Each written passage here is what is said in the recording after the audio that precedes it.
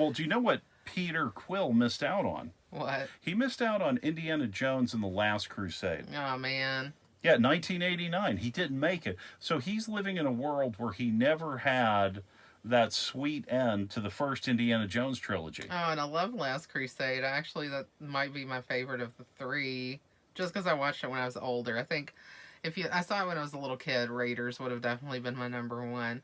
But that's too bad. But maybe he has something to look forward to then, because Peter, ends up back with Terrans, people from Earth, in the later parts of the Marvel first cycle. Like Endgame and Infinity War, and he gets to learn a little bit more about where pop culture has gone. Right. So, there's always more that he can learn, which is good. I'm happy about that. And he also gets to act out his Kevin Bacon fantasy as well of Footloose. Of course. And that's, with the dancing and the music and just his general attitude. Again, it ties into like that leading man bravado, yes. Because that's what Kevin Bacon had. He was this rebel and he was going to do it his way. That's so funny. Yeah.